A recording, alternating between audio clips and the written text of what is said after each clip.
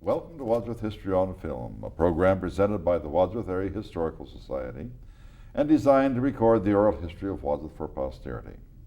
I'm Caesar Carino, your host, and we have two very special guests today. We have Stan and Iona, and I'm going to have them tell you their last names because that's what teachers always do. They say, now, what is your name? So we're going to ask Iona to give your last name. Hostetter. Hostetter.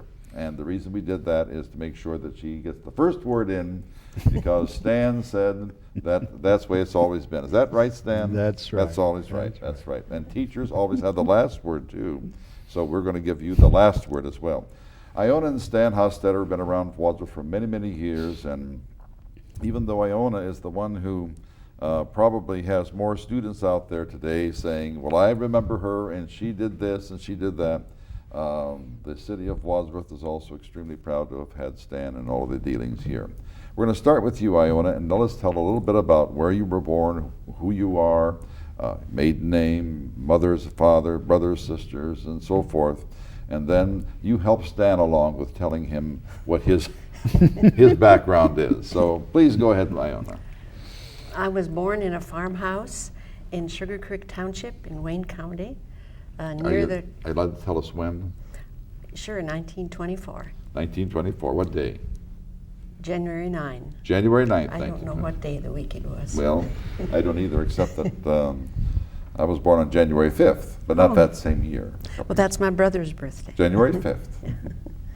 And what about mothers and fathers and all that? My mother was the daughter of my grandfather, who had come from Switzerland a long time ago. She also lived all her life in the country. And her maiden name was Her maiden name was Moser. Moser. Moser. And the father, My father's name was Gerber. I was Iona Gerber. Gerber. Yes. Gerber. And there's a lot of Gerbers down in Yes. Amish country. You were in Sugar Creek Township, which is where geographically from Wadsworth. I'm sure it'll be there 100 years from now, but in case. Mean in relationship to the rest of Wayne County, or what? Well, from Wadsworth we go south about Yes. 30 miles, right? Yes. In fact, it's exactly 20 miles to my Oh, home. 20 miles? Okay, 20 miles Yes. south. And South of Route 30. And it's just approximately straight south from here. Yes. When did you come to Wadsworth then?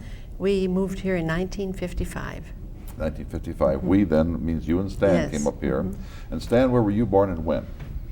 I was born about 1 mile away from where Iona was born in Sugar Creek Township. We only a mile apart, also born in the farmhouse. Even though it was not Wadsworth, tell us about the school that both of you went to. We didn't go to the same school at all. Because, tell us why. Even though you're a mile apart, why didn't you go to the same school? Well, the school where I went to, I had to walk 1.5 miles to get there. Ah. We were on the edge of the line of that township. Silver Hill School. And it was a small school. It was a country school. And how many grades? 8 grades. 8 grades taught by? One teacher. One teacher. And you had another school which was taught by? Yes. Well, I have a little different school history because my parents got divorced when I was about 4 and a half. I see. And which meant then I moved to Massillon, Ohio. Okay. To live with my maternal grandparents, who had lived in that farm where I was born, but then after I was born, they moved to Massillon. So I lived there and went to Massillon School the first 2 years at Lauren Andrews.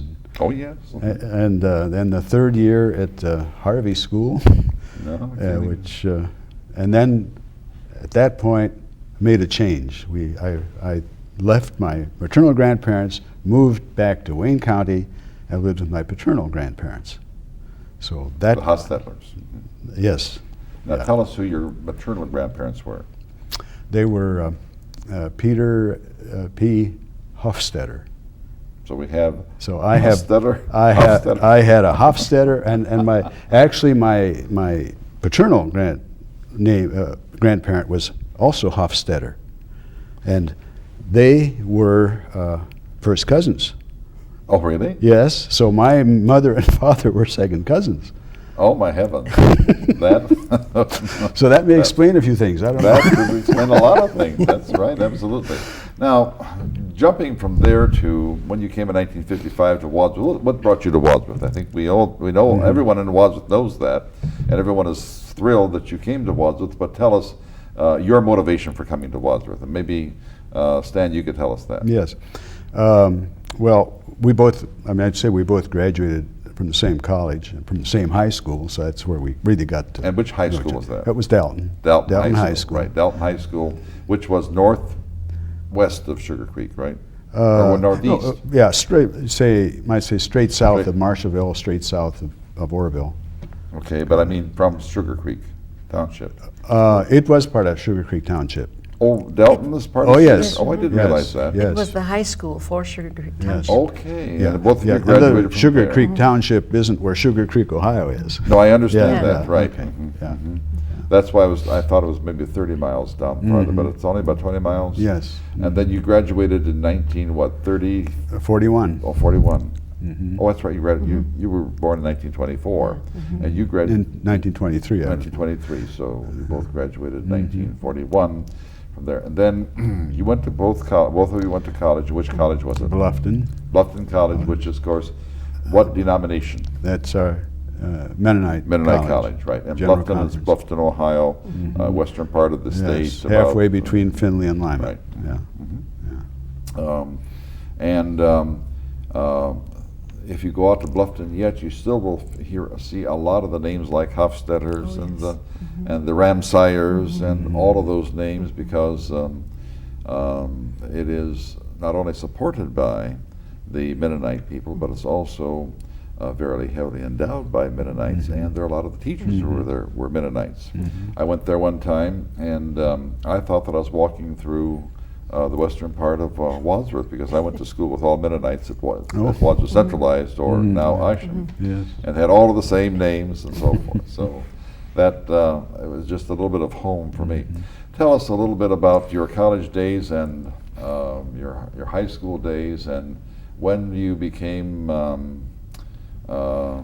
knowledgeable about each other. I mean, you probably We were very competitive in high Extremely school. competitive. I mean, in terms of grades and so on. I just felt I made it if I could at least match her you grade. felt that you had. Well, that's a good way of saying. I think that I would have. I arrived if I could have matched her grade. Yeah. That's a good and way of putting it. and generally through high school, we were pretty evenly matched all the way Now through. then, it's your turn, Iona. Just, when did he start giving you the eye? Because of the similar, alphabetically, we were seated alphabetically. We often were seated not too far from each other. So in other Great. words, you would have never made it if you would not have been alphabetically seated. Right? Yeah, if I'd have been a Zerker, I'd have been way back. Yeah, the Zerkers would have never made it with Because Iona. you go from Gerber from G to H. so- That's right, GH. But you were still first. Yes. Still first, G and then H. Yeah. And still is. And your major was what, Stan, in college? I majored in social sciences and Bible. And Bible. Yeah. And yours, of course, was Social studies social studies. and teaching, but they only offered high school teaching. And you didn't want high school teaching. No. So what did you do? Well, when we moved to Wadsworth, I went to Kent State evening classes and so on to get ready for teaching elementary.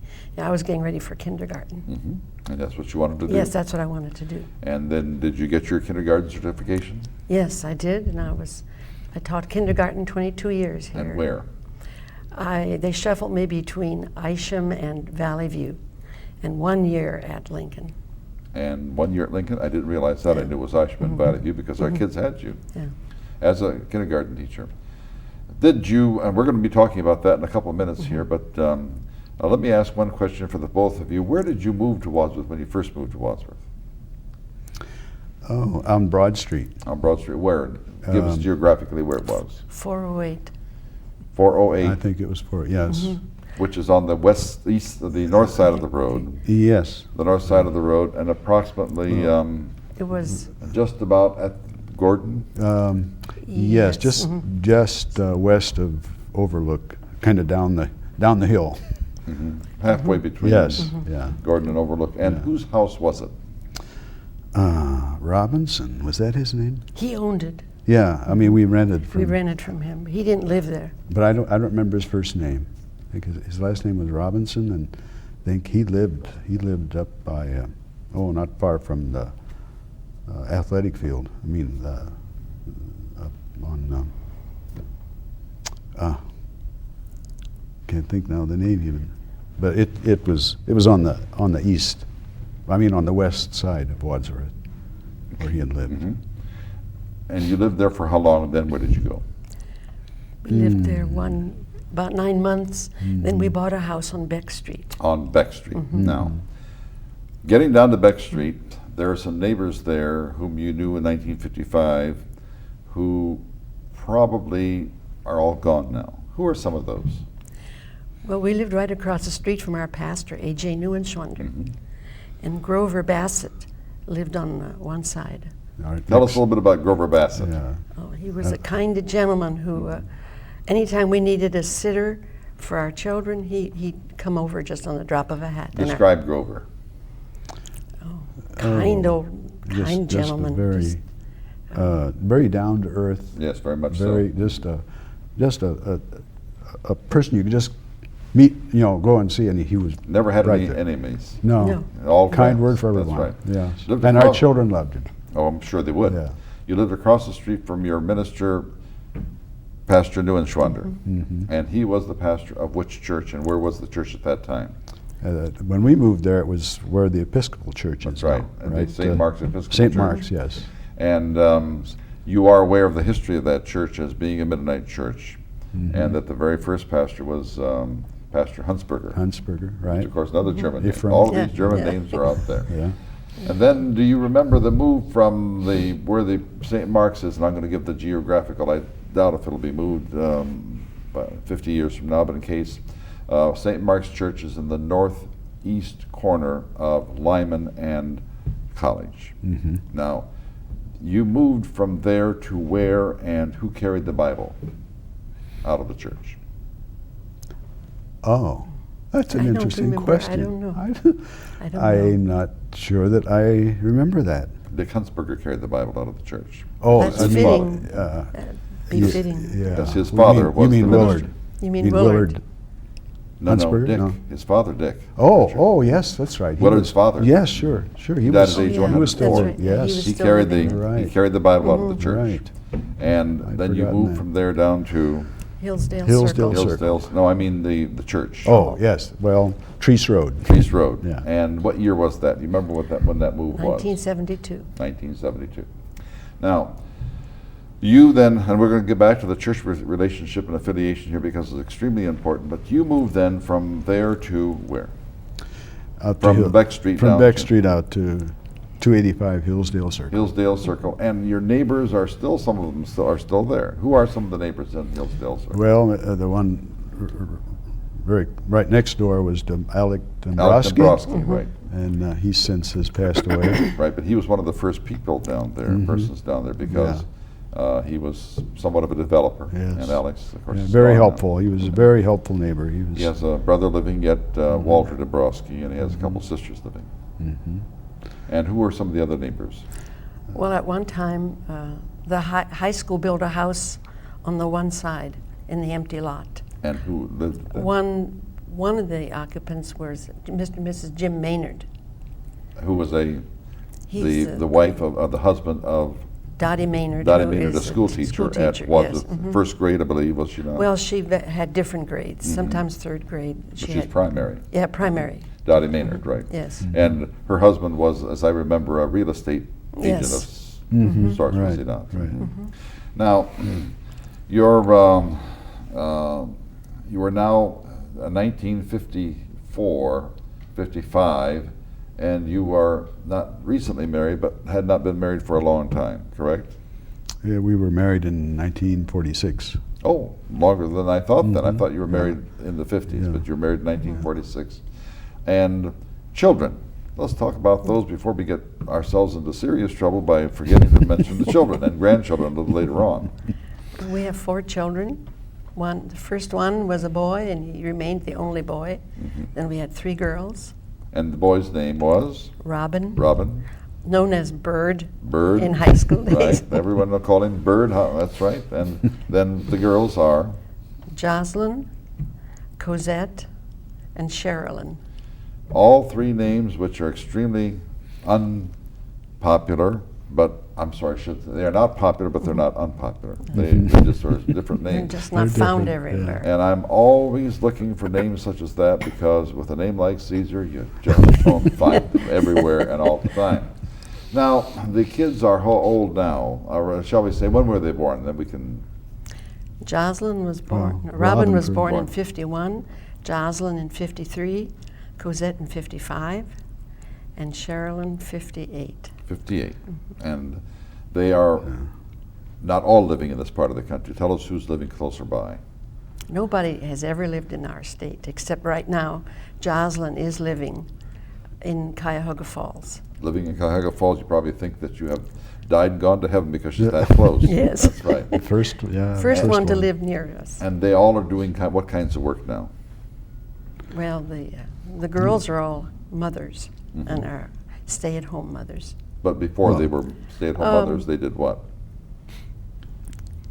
Well, Well, no, Sherilyn is, that's not right. Sherilyn works for, what's the name of her company now? Miles Laboratory, but it, Miles Laboratory. but okay. but it's And been that's bought where- out by Bayer. And she lives where? She now lives in North Carolina, North Carolina. near okay. Raleigh. And Robin? He went to medical school and had spent 20 years in the Army in the medical, and is a psychiatrist in San Antonio, In Texas. San Antonio. So we have a physician. See, school teachers are very hard to get any information out of. So I'm going to press here and try. School teacher, or we have a physician, and what about Cosette? She had teacher training.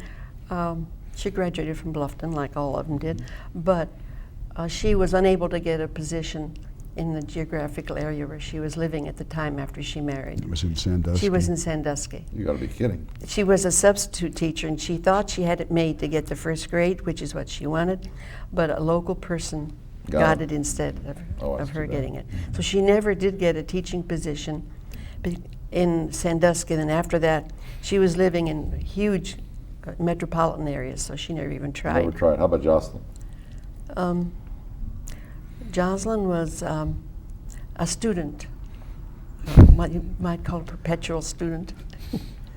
After she graduated from college, she was very much a hiker. So she really didn't want to at that point go on for anything. She wanted to do some hiking, and then she also went to our biblical seminary for maybe 2 years total. Maybe not quite 2 years. She didn't graduate from there, but. All pleased you with her religious involvement. And did we forget someone? I want to add here that Cosette and Jocelyn hiked the whole Appalachian Trail. You're kidding. They did that in 1982. 82, wasn't it? 82. Yeah. They hiked the whole The Appalachian whole trail.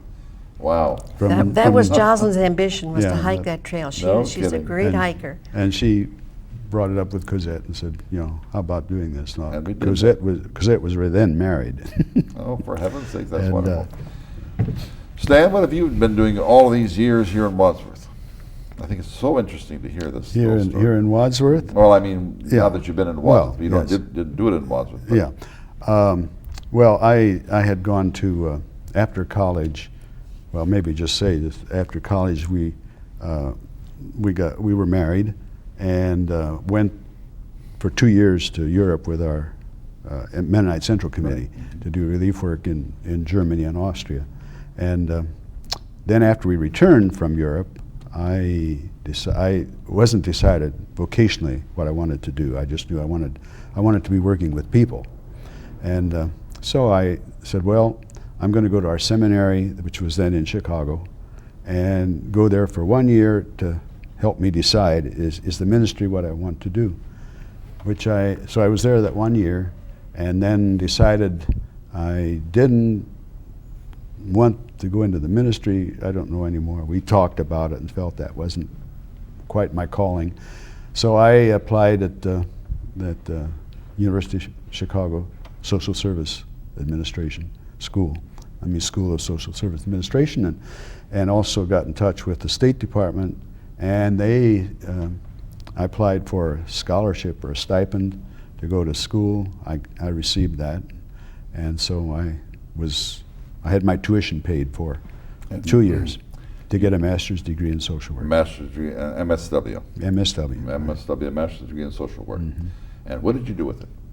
Well, I had to pay back 2 years to the state, and so they sent me to Pike County and Adams County. And that's in Ohio. That's southern, Adams County borders the Ohio River. Very poor. Very poor, and not much, very limited population actually, both counties. It was at the time that the Atomic Energy Commission built an atomic energy plant in Pike County. Pike made it very rich. Yes, and increased the population by, well, the population was around 20,000. With all the workers coming in, it went up to around 80,000. So Pike County has that extraordinary reputation for having gone from rags to riches in just no time at all. And neither county had any social service program at that time. And you started them. And I went down, they sent me down there to start a foster home program, adoption program, this kind of thing. So that we get this clarification, you did not work for the Mennonite Church at that time. No. You were working for the county. Actually at that point for the state, That's right, and for the state, that's right, that's right. But then you maintain a strong affiliation with the Mennonite Church, and we were going to hear about that in a few minutes too, because that's extremely valuable for the citizens of Wadsworth to know that one as well.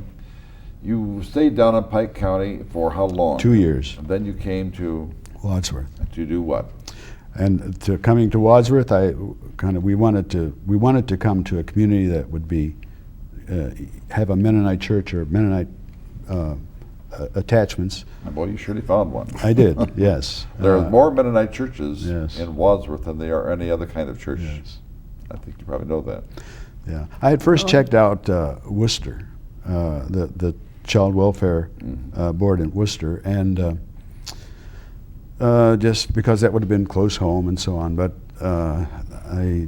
it didn't quite appeal to me because I also had very good reports about Summit County Children's Services Board. It was one of the top welfare agencies, child welfare agencies in the country at that time. At that time, and it was, in fact, it was the only public child welfare agency that was accredited and part of the Child Welfare League of America. And so I thought, well, this is really where I'd like to work. So I inquired there, and they just immediately said, yes, come. So I came, and you did what then? What were the kinds of things that you did administratively at Summit County Child Welfare? Well, I started as a caseworker and had to carry a caseload. One of your fellow caseworkers, as I remember, because I used her, was Mrs. Mumau. Do you remember her? Oh, Edna, yes. Edna Mumau. Yes, surely. used her. In fact, I supervised her later. You supervised her. Yes. She took care of a very delicate, well, I guess that's the wrong word, because it certainly wasn't delicate, she took care of a very difficult situation in my school delicately. And she did a beautiful job. I'm sure that the persons involved still thank her. Yes. For what she was doing. She was a very sensitive person. Extremely sensitive. Very good worker. Non-effusive, non-ceremonious, but boy, did she know how to do it. That's right. In fact, sometimes you kind of wished you could give her a little push. Well, there were times when I probably she was great. Did, and she probably said, well, would you mind your own business, because I know what I'm doing. But it was a case of incest. Yes. And she handled that just so fabulously, and the girl is so successful today, and she has Mrs. Mumau to thank for that.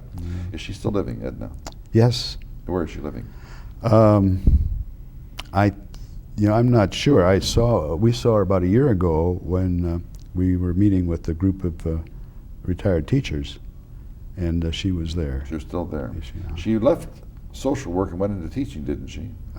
Or vice versa? Well, it was she transferred to the school system, and I think became sort of like a school social worker. Isn't that? Remember Edna Mumo? Yeah, I remember her, but I had no. Yeah, it was. So she worked with, I think, kind of like some special cases in school. Maybe it wasn't exactly like a school social worker, but it was certainly along those lines. She surely worked with Yeah. me in my school. Yes, I'll tell you that. Well, at work, then I just moved up then from caseworker to supervisor, and had some fieldwork students from Case Western Reserve in Cleveland, and then they put me into position of being the director of the institutional services part of the program. Which was the highest. Actually, that program was so large that instead of having a director, we had an executive secretary who was really the head honcho, but then under him we divided the responsibility for the program into two parts. One was for institutional services, which was my role, and the other was for institutional operations, which was more like. Who was in charge of that? I can't. George Lyon. George Lyon. Yes, I couldn't remember his name right now. Yes. And so the two of us then kind of shared the responsibility of the whole program.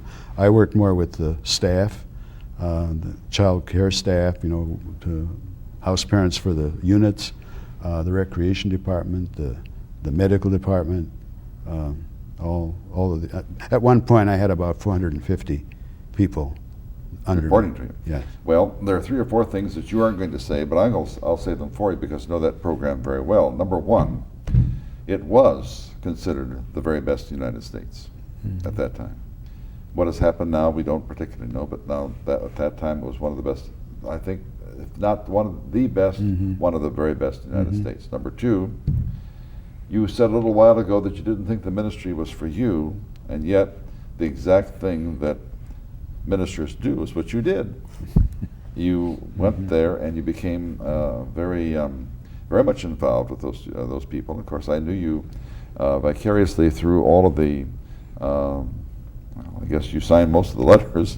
See, you were the man, and you lived in Wadsworth very quietly. Never made much of a fuss, but you moved mountains over in the Summit County area with that group, and that's one of the reasons why we wanted to get, one of the reasons, but not the most important reason we wanted to get you here. The most important reason is that you are people, and wonderful people living in Wadsworth. We're going to come back to you in a couple seconds. I'd like to hear about that, but Iona, tell us about how you got into kindergarten from a high school certification. Well, after we moved to Wadsworth, I didn't want to teach at first because the children were small, and I didn't want to be gone. And if they're going to be hikers, they probably would have hiked out of the.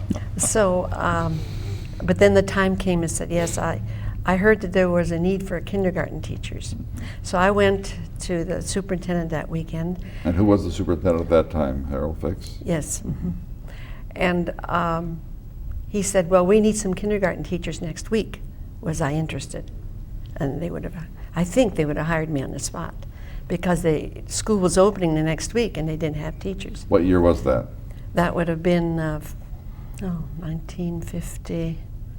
See, I started teaching in 64, so that would have been about 1960 or 61. Then you're right. They would have hired you on the spot because there was an absolute necessity for teachers at that time. Then that awakened my interest in becoming a kindergarten teacher.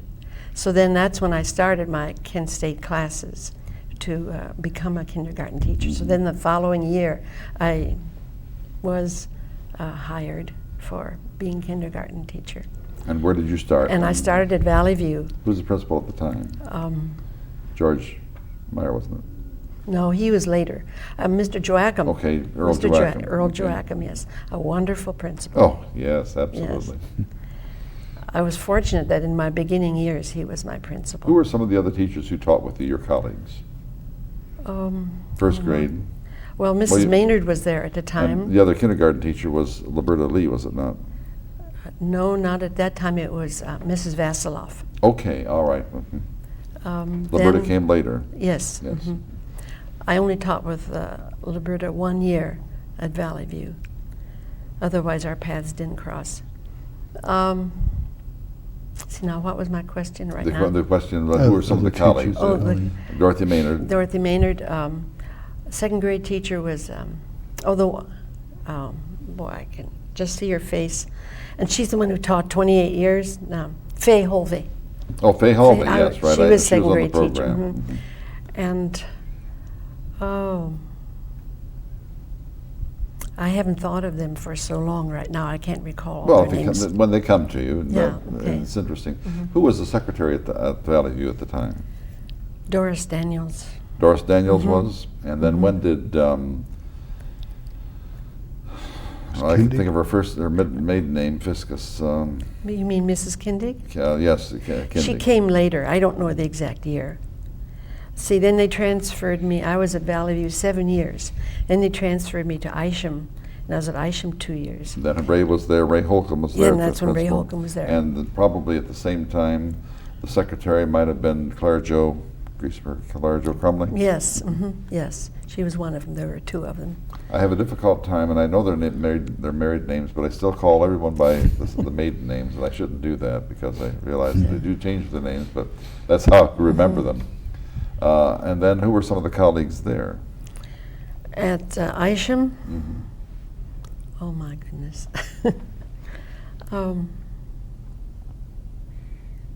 Mrs. Brown was the one with whom I was closely associated with. She was not from Wadsworth, though, was she? Well, she lives on Eastern Road.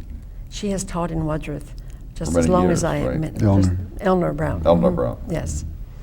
She was a very important helper for me in my beginning years. And then who were some of the other people that you taught with? Let me see. Oh my. Was Gene Miller? Was it? Well, I was at Gene Miller was with me at Valley View. Oh. Okay. See, at Isham. Oh, I can see their faces, but I can't think of their listen, names. We know that one so well. I can't think of their names. When I can remember everything that happened from the time that I was 3 years old, and even tell you the temperature of the day like that. But sometimes when you introduce me to someone, I turn my back and say, was that a man or a woman? Not quite that bad, but just about that bad. Tell us about some of the kids whom you had, the very first class. Who were some of the kids you had, and where are they now? Well, John Solero was one. I had him in my first year at Lincoln. And John Solero is now a professor at Northwestern. I didn't know where he was now because I hadn't had any contact with him. But I He had a still have brother- the little bell that he gave me for a Christmas present. is that and I right? remember that John gave me that present. And his brother Tony is here in Wadsworth, and Tony is the owner of Lomed, the huge, I used to call him, or affectionately call him, the largest drug dealer in Ohio. But he's the largest pharmaceutical house in Ohio. And they were bought out a few years ago, but he's still extremely active in that. And of course, his wife, Sandy, was the school board member for 24 years. And I'm going to interview her one of these days because I think that she probably has the longest tenure as a school board member of any person in Wadsworth. I've been trying to do the research on that, and I cannot find anyone who had a longer tenure than she. You can add to her credits that she was my room mother. She was at your room Lincoln. mother. At Lincoln, Now when I was there at Lincoln. we have. There, Stan, that's where now we know exactly where her prowess lies. She was your room mother. That's right. Who were some of the other students that you had who are... Thompson? Yes, I had... Which Thompson? I shouldn't bring something up if you don't remember. Yeah, well, I remember an incident just in the remember- classroom with him. Yeah, I remember He that she would... came from Consider a good home, but he had probably not had opportunities for doing some of the things. Anyhow, one of the things in kindergarten is you teach him how to use a scissors. Absolutely. And he was so happy to learn how to use the scissors that he just jumped up and down with the scissors in his Oh, my hand. heavens. That he was happy to be able to cut. That's And, wonderful. I remember that. I can't think of his first name, my goodness. Not John. No. But Where did he live, perhaps? I think on Highland Avenue. That's when I was at Valley View. Okay, on Highland Avenue. I think so. I'm not sure. Now, why could I remember that and not his name? Well, those are the things that made the bigger impression. That's absolutely. You taught for how many years? 27? 22. 22 years. And you taught during the period when there was a tremendous change in the attitudes of students, the 60s. And many of those attitudes were not necessarily for the better. Well, I actually didn't teach much in the 60s. I quit. I finished in 64. In 64? 64. No, 70. No, I'm sorry, yes. I retired in 75. 75. Yeah, I'm just a decade off. 84. Oh, We 84. retired, Yeah, we retired in 85. 84. Yeah. Okay. Now, during the 60s and the 70s, we had this huge Vietnam upheaval. And how did you cope with, and this is going to be a question that you may not want to answer, but I really would like to have it for the historical documentation here. How did you cope with three major things that happened in the classrooms? One, the manner in which the kids reacted, socially, a lot of freedom, not too much parental sitting on them. Two, their style of dress. And three, their language. How did you cope with that? I didn't see that big a change In in the the kindergartners. 5-year-olds. But my way of dealing with tension and fights between the kids was I had a box, and on it said talk box, and there were 2 boxes. And if the 2 children had a confrontation with each other for whatever reason, they had to go sit on those boxes and talk to each other. Oh, and talk to each other. Talk to each other about their problem and what their plan was for dealing with their problem. Then they had to report to me to tell me what they're going to do about their difficulty. And then that would help them. And then that would help them see what their problem was and have a plan for it that had to meet my approval. And that's rather than me being the adjudicator all the time in all fights, But when I determine didn't know themselves. all the facts, who was the winner, or who, what do you do with this situation? That's very similar to something I used to do when students got horribly mad at each other, and there was no way that you can calm them down because the anger was just overpowering. I would have them take a piece of paper and write. First of all, most of them did not like to write. But they would write and write and write and write and write and write and write and get it all out of the system, and then we would burn the papers. I don't know whether it was the writing part or the fact that the papers were burned, but The cooling off finally got it off their chest. Stan, I want to come back to you again for a little while here. Your involvement in Wadsworth was not necessarily how shall we say, through your profession. But what was your involvement in Wadsworth? Was heavily in the church, but there's some other things you did in Wadsworth too that I think that are extremely interesting. Gee, I get, I'm not sure that I know what, I think one of the things we did was we belonged, there was a peace fellowship that started. Okay, that's what I wanted to hear you talk about. That actually was, I think, started soon after we moved. By in whom? 55. John Looney. John Looney, and the Friends, American Friends Service Right, Committee that's would send, also had people that would come in every once in a while and meet with us. And but the group was a very mixed group. And tell us a little bit about the group and the mixture of it. And the mixture is going to surprise everybody. Leonard Kreiders. Yeah, Leonard Kreiders were Who in was it. a scientist. Yes, and More than an engineer, a scientist. And she was a do everything person. That's yeah, right. Rachel. Rachel. Yes. Rachel. A Yes. kind of person you don't find. And they have a daughter who was. Yes, had 2 daughters and a son. And what did they do? Well, Emil was he was in. Did he go into engineering or? Yes. Yes, he Yes, is. He's in engineering. And And the then two girls. the two girls. The one was scholastically. Oh. Well, and all three of them All were scholastically. scholastic, but this one in But the particular. one went into teaching at college in Goshen, and Brilliant scholars. yeah. Lived on That Gordon was Avenue Sarah. or Yeah. Highland. Was it Highland? Yes, 408 Highland. Yeah, it was it Highland? I thought it was Yeah. Gordon, but Uh-huh, Highland Avenue. Highland. And Where's some of- unfortunately, she died of cancer Yes. at an early age, which was Very very good. unfortunate. Sarah, the other, is married to a brilliant, well, both of them brilliant in teaching. They live in Kansas. And, Who are some of the other kinds of people who were involved? Here we have an erudite scholar and his family involved with this. We have John Loney, who was an industrialist who gave it all away and Right. became the head of it. John Looney, I'm sorry.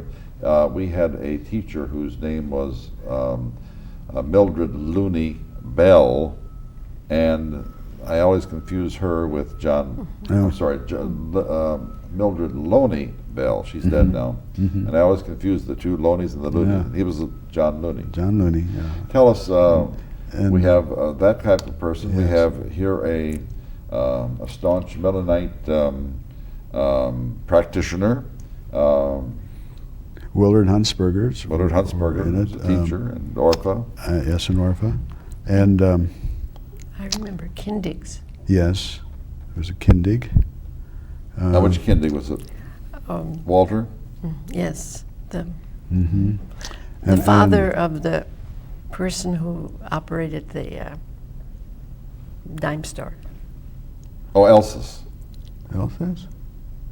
Well, I know he married at Kindig. That's what I'm Oh, thinking okay. of. All right. That's what I'm Yes. thinking All of. right. Yes. That's why I associated it. Okay. Yeah, and then Walter Smith. Walter Smith. That's right. And and then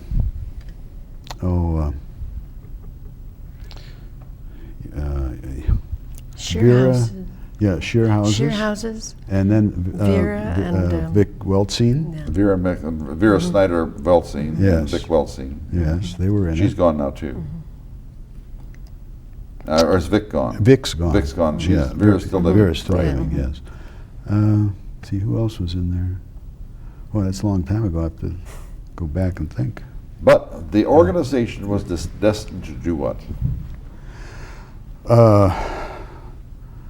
To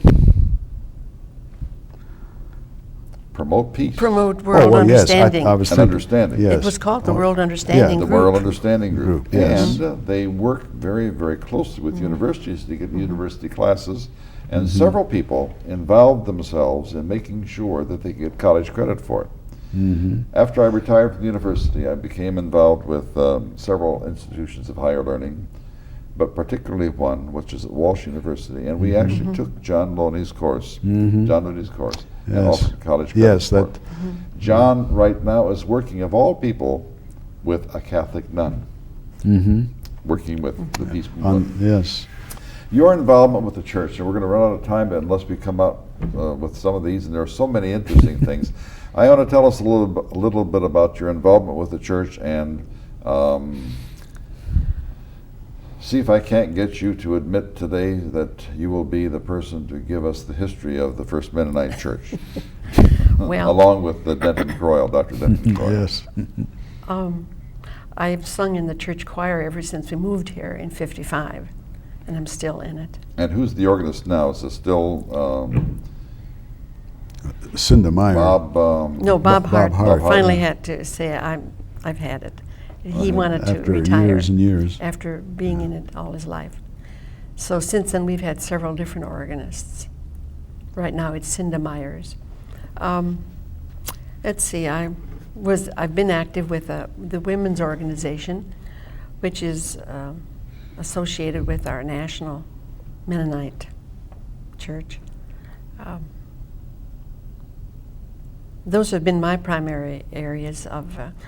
I was active with the beginning of the Child Care Center.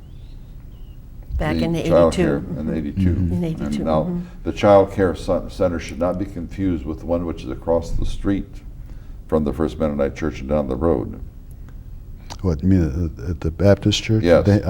No. They're two different ones. This is A lot of people will say the Treese Road Yes. Child Care Center is the one at the Mennonite Church, and it is not, is it?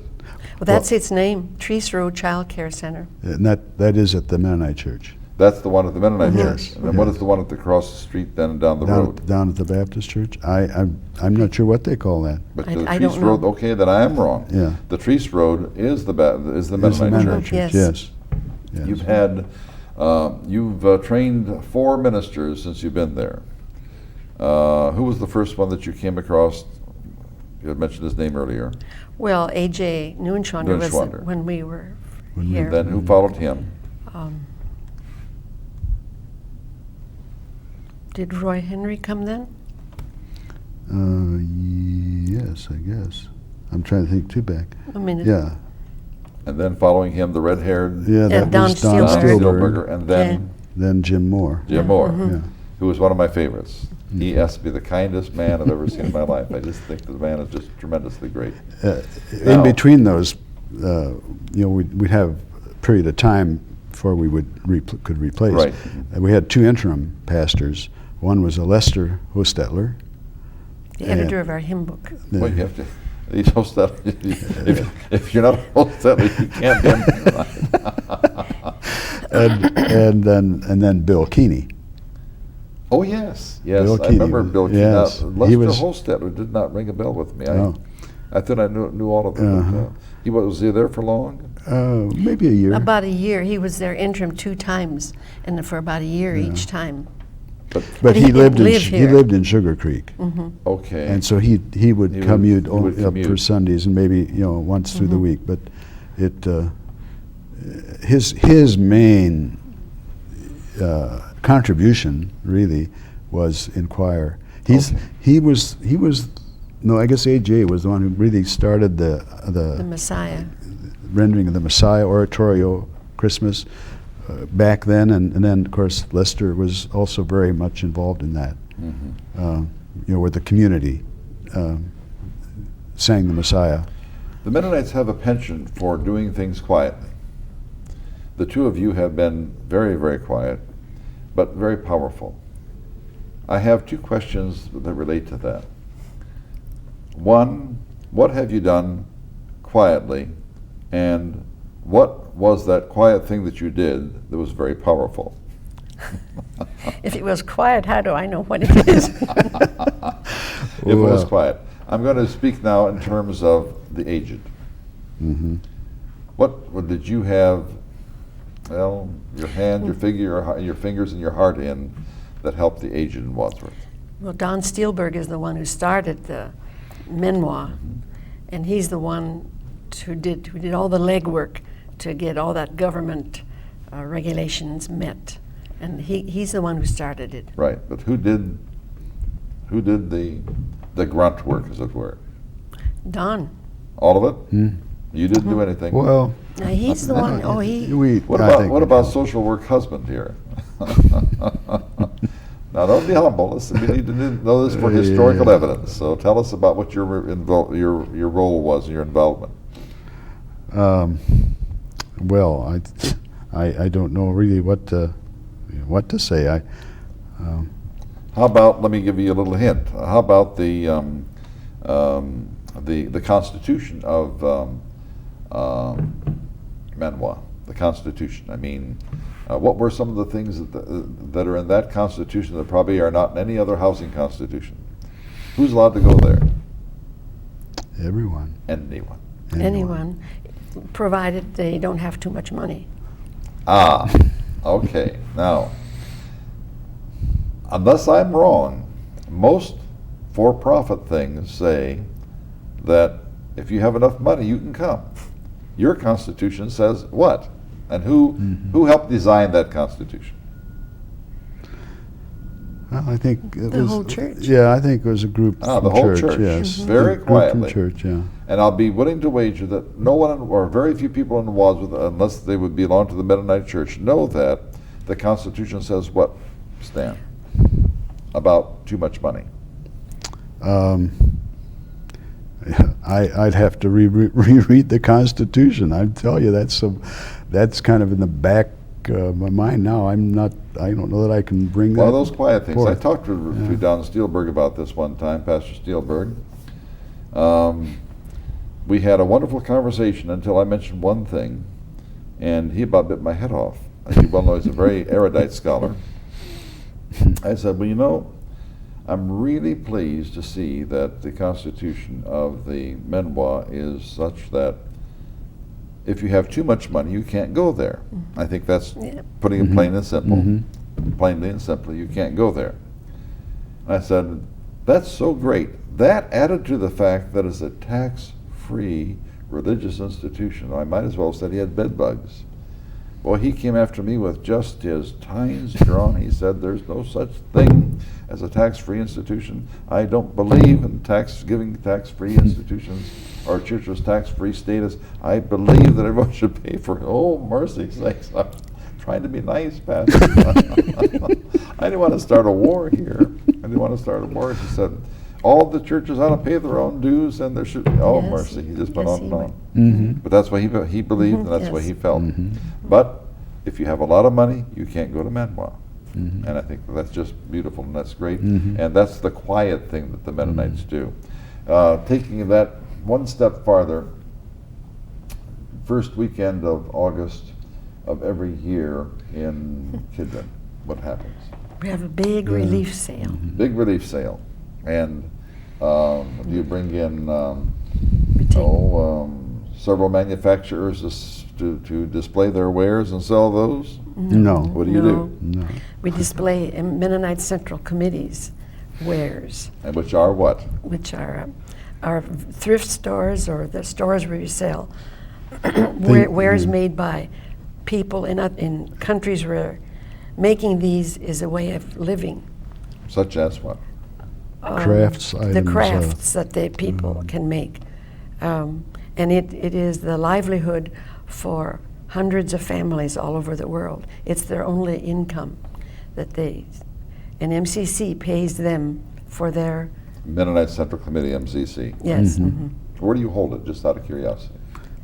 You mean the relief sale? Yes. Ours for Ohio is in Kidron, I know, but every state has one. Specifically where? At the Central Christian High School. At the grounds of the Central Christian High School, which is a Mennonite community school, right? Others go there, but that's a Mennonite community school.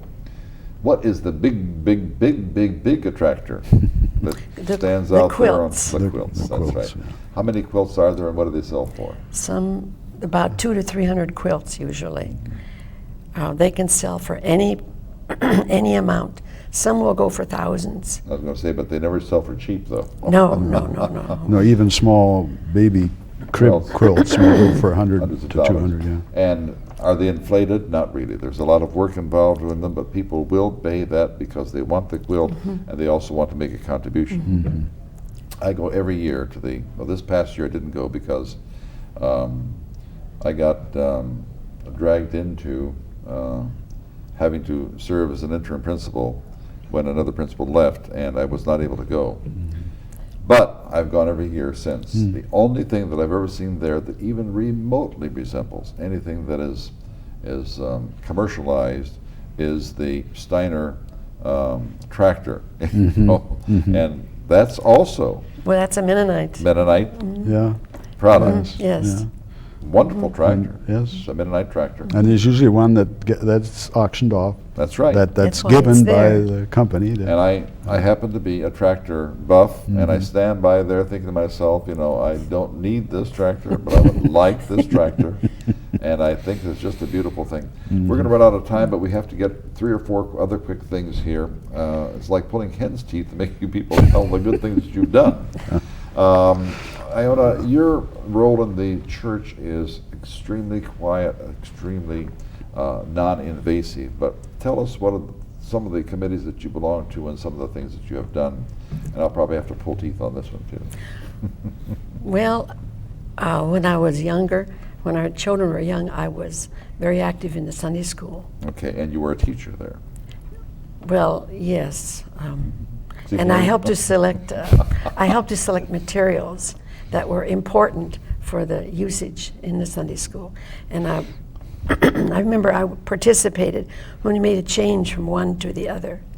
And that took a lot of legwork, reading, and checking up to change from one to the other. Excuse me. Go ahead. Now this dentist is going to, I'm not a dentist, but I feel as if I am today because I'm having to pull your teeth to get you to say these things. What about with the aged? Cooking? I haven't been particularly active in that role. With the aged? No. I thought that you were one of the ones who did the quiet cooking for all the older people. No, I'm not involved in that. Different Hostetter then. And you're safe down there because they're all there. How about yours? What kinds of things have you done in the church? Well, I've been on deacon several different. You are a deacon of the church. Not right now, but I have been in the past several times. Been on a number of the church committees. But my involvement has gone more with our district. I've been president of our Mennonite men group for the whole district, central district. And that covers what, 5-6 counties? States. Covers 5 or about 6 six. I think 6 states. Oh my heavens! I thought that was just the counties. No, it's Ohio, Indiana, Illinois, Michigan, Okay, and you've been Missouri, president of that. Iowa. Yes. I didn't see that in the newspaper, Stan. Well, that's just local church news. Just so. little something. And I also was on the committee for our camp, Friedenswald in Michigan, and I've served on the General Conference, which is then the United States and Canada Commission on Overseas Missions. So we have here in Wadsworth placed a person who has been in charge of probably one of the largest organizations in Christian Protestant faiths, which is worldwide. And that person lives in Wadsworth. That's Dan Hostetter. Is that correct? Well, I think, to me, that's an exaggeration. He's not been in charge. Well, he's one of many working one of on many it. people in charge, but your involvement is extremely significant. Well, I was 10 years with the Commission on Overseas Missions, and that was, I think, had probably the most outreach in terms of, on that I was chairman of the candidate committee, which meant we interviewed all candidates that were wanting to go into the foreign mission field.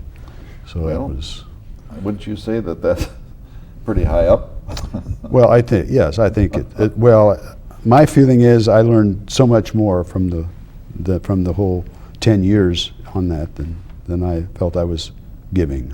I just feel I received so much more than... With almost no exceptions, the hardest people in the world to interview are Mennonites because they will not talk about themselves. Fortunately, I know enough about what you people have done that I can get you to say some of these things. And I wanted to do it not to embarrass you and certainly not to give you any cause for any lack of charitability by remaining silent on it. I wanted his people in Wadsworth to know what has been done, and I want our progeny to know what you people have done. Iona and Stan, our time is up, unfortunately. It goes so fast. I'm so grateful to you. I had to twist arms, as you know, to get you here. But now we finally got you here, and I would like to have both of you go back to your congregations and tell them that if there's anybody else whose arm I can twist to bring up here, I'd be very happy to do so, and particularly to enhance the history of the church that Dr. Denton Croyle gave us.